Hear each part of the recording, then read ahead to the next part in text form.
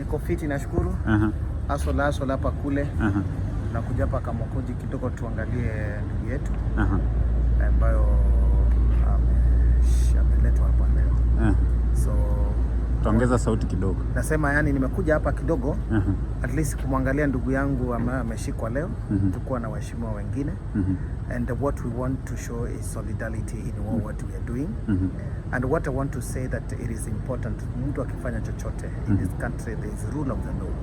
So I think there is a lot of violation of rule of the law, and that which I think it is important for us to put it in line. Na mimi nasema kusema ukweli kama a contestant, I'm going to contest for, or I'm an aspirant for Kenyan president 2027. Also, I know Jimmy is also could be on in the race at the same time. But my focus is not what he is intending to do or whatever reasons. But my mission is to make sure that we have the solidarity to protect each other. If Jimmy becomes the best, then we go for the best. If Patrick Osoi becomes the best to be elected by Kenya to be the next 6th president, then they go for it. But the fact is that today my presence here with other honorable members is to have the solidarity to be together, and especially for the Kenyans who mean well for this country. I've heard it many times, you've heard Jimmy Wanjigi talk about the debts in this country, talk about the economy in this country. He is a man I would also want to keep very close in matters economy and investment in this country, and especially as a young person also as well, and people have gone ahead of us to guide us on how we can run this country. So niko hapa kwa sababu ya familia pia, familia ya Jimmy Wanjigi, and I also want to be an encouragement to them because I'm also a family person, and I know what it takes, how it feels, especially when your husband or your wife is arrested. At the same time, I also want to speak to our forces, security officers in this country, and I want to say that that I also want to encourage them, being one of them that I was in the service like them before, that there is a hope for them, especially in matters welfare, in matters living standard, in matters of the salaries that they are supposed to be receiving in this country. And two, I also want to encourage them and tell them it is the highest time to be able to follow lawful orders in this country. It is wrong to follow unlawful commands. It is wrong to follow something that is not within the jurisdiction of the service code, or rather something that is against the constitution of this country. If there be any officer listening to me, I want to encourage them, tell them Patrick Osoi is what he is today because I was in the forces, and personally I never ever went against what is stipulated in our code of service, or rather what is stipulated in our constitution.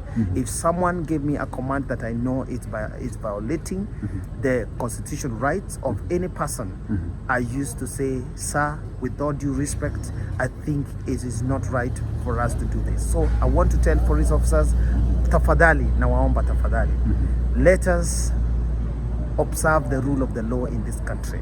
Let us ask ourselves, if this person has a constitutional right to even pay a cash bill today or on Friday, we had an issue where Aoko Mafrika had already arrested the same case, whereby we did not even know who the complainant were. Two, they denied cash bill.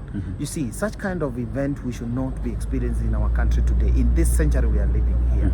And then again, as a young person, I want to still continue encouraging young people, let us work hard, let us work smart, so that 2027 we see that we bring the change that we want in this country. A country that is corruption free, a country that is accountable, a country where our leaders they follow consensus or follow what the people want in this country. A country whereby we have accountability from the leaders. A country whereby it is not about the leaders but about the interests of the people, where the sovereignty of the people will be exercised. Today, what we are seeing is different, and I want to stand firm as a young person and to tell them, I am not trying this.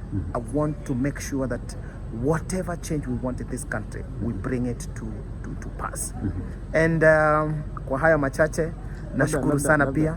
Labda tukuuliza, yes. Because they told him to come and present himself. And the wakili, from what we heard, he said that this was not what they told him to do, or right. This is not what they were expecting. Right. So, do you think whatever they've done is it political? Is it that the firearms that they were saying that were there? I mean, from your side, what do you think? Let me say that having been in the forces, there are circumstances at which at times, let me say there are circumstances at which you can present yourself to police station, and now it magnifies the case that you presented, and then becomes a bigger interest than what you thought. In that instances, it is okay to be arrested, but it's also okay at the same time to be given your rightful rights to pay cash bill and be released on a bail. So it is okay to get into police station and then with presenting yourself, and then the matters become bigger than what you thought. You get arrested, but after scrutiny by the police, it is also the right of a citizen to pay the cash bill and be released on that case, unless that person is a terrorist. And even if it's a terrorist, it can only be in accordance to maybe probably court instruction to hold someone for more than what is expected, like what we have seen before. Yeah, so it is possible for someone to present themselves to the police station and probably get arrested, but at the same time they should not be denied their right to pay cash bill. Yes. So 2027 tu wewe huko kwa debe. Sikiza kwanza. 2027 mambo ni kama haya. Unless Yesu mwenyewe akuja kabla ya 2027, nitakuwa kwenye debe. Kitu ya pili, hakuna mtu ambaye ameshaiwania kiti cha urais katika Kenya ambaye amehitimu kama mtu ambaye mnaona sasa hivi Patrick Osoi.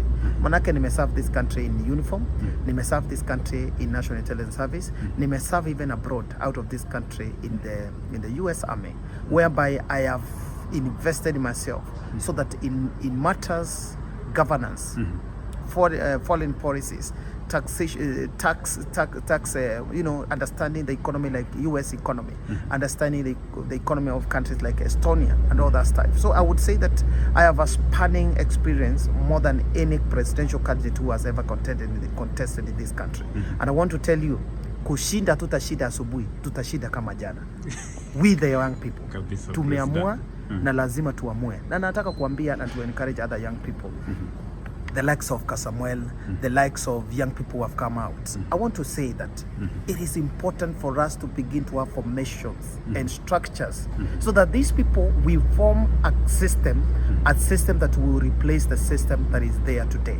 I don't advocate to say that we are supposed to have leaders. It is okay to be leaderless, but it's not okay for us not to have formations and structures to make sure that that system we're creating, we create a structure that will substitute the bad governance we have in this country.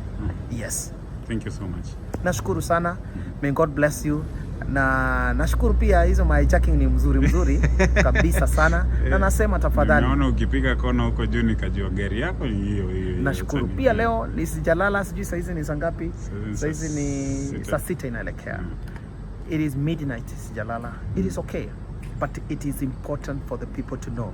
When you fight for a person, when you stand with another person, it is the best satisfaction you can ever be, fighting for another person. But it's wrong for us to experience the selfness that we have in this country, especially with our leaders. So let us have that selfless kind of a heart to stand with the people. I do not belong to what I say that kama sasa hivi, I do not belong to Safina Party. I do not, Jimmy Wanjigi is also a presidential candidate in 2027. I don't know whether you're going to be in the race, but that's not my interest. My interest is to see that we start in solidarity, and especially with people like Jimmy Wanjigi, who have told the young people to arise to this occasion, to bring revolution in this country, economic revolution, industrialization revolution, leadership revolution in this country. I stand firm to such people with such ideologies so that now we bring this country to the change that we want. 2027 tuko kwenye debe, atubaduki. Kama mbaya, mbaya. Kitu ya pili, hakuna pesa yoyote, mtu yoyote dunia mzima atanunua Patrick Osoi. Wewe kuja na yako, nitakwambia enda nayo, nenda kula na girlfriend wako, ama uende kule na wale watu unataka. But the fact is that we must remain firm, and I'm going to stand firm to make sure even the young people who have come out, the Kasamuel and other people who have come out, we mentor them the right way so that we are able to have solid people and people who are informed and to be able to run this country. Wale ambao ni wazee, tafadhali, ikifika 2027 kama miaka yako imechapa, you're more than 56 years, we respect you, we will call you a senior citizen. Being a senior citizen, we will make sure that you don't even pay taxes. Uende nyumbani upumzike. Sisi vijana, we are going to work day in, day out to make sure that this country belongs and goes to where it's supposed to be. Nashukuru sana. May God bless you. Thank you. Nashukuru.